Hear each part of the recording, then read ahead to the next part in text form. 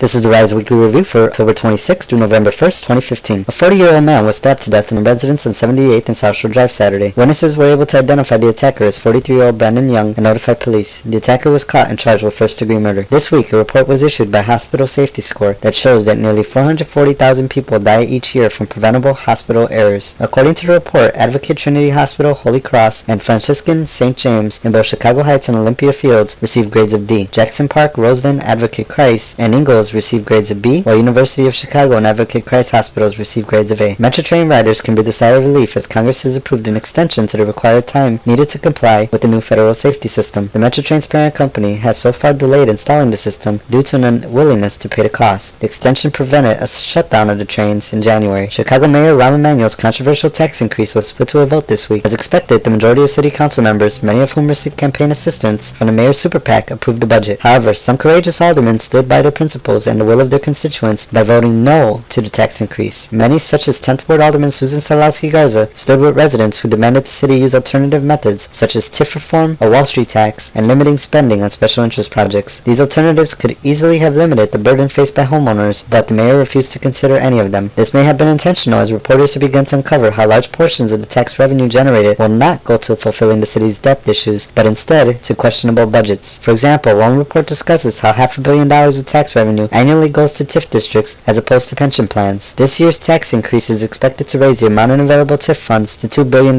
money that progressive aldermen argue could have been used to fill pension gaps and limit the burden faced by taxpayers. Instead, much of this money will go to controversial special interest projects. The tax increase has caused quite a stir, and many are warning others to be careful of misinformation and scam artists. Some people have been falsely claiming the new tax increase will not hit homes valued at less than $250,000. As it currently stands, all homeowners will be required to pay unless state lawmakers and the governor create and approve a new law to do so. The mayor was told by the governor before pushing the tax increase, however, he would not support it. Reporters also uncovered how law firms associated with politicians such as Ed Burke and Mike Madigan are using the tax increase to push more business to firms they run and are connected with that specialize in property tax appeals. Reports show that these firms are also major contributors to political campaigns. This Tuesday, a large group of residents and activists throughout the city are coming together in a march to demand an end to environmental injustices caused by companies such as KCBX, Agrifine, and others. The group is urging actions to push companies and lawmakers to ban the pet coke and coal piles near homes, stop the toxic odor releases, and are demanding more protection from the Illinois Environmental Protection Agency, who many say has only been a rubber stamp for dirty industry. The march is scheduled for Tuesday, the 3rd at 4 p.m. on 100th and Torrance. Those unable to attend the march are being urged to contact their state and federal lawmakers to demand an end to these environmental injustices. Thank you for joining us for this week in review, and now for some brief announcements. The Illinois Department of Transportation has released information on the bridge construction project on Torrance Avenue in Hegewisch near Burnham. The bridge was originally closed for repairs, but is now deemed unsafe and will be replaced. Construction is expected to be completed in the summer of 2017. On Saturday, November 7th, the Southeast Environmental Task Force will be hosting a science workshop for youth ages 10 through 11. The workshop will be between 11 and 1 p.m. Those interested need to register at 773-646-0436. And finally, residents of the Southeast Side and Northwest Indiana are being warned to be careful about giving any details to anyone claiming to be from the IRS. Some residents have been receiving calls from scam artists claiming to be from the IRS and telling victims they must pay a fee to remove warrants for their arrests. Anyone who believes the IRS is trying to contact them should call them directly at 800-366-4484. Peace.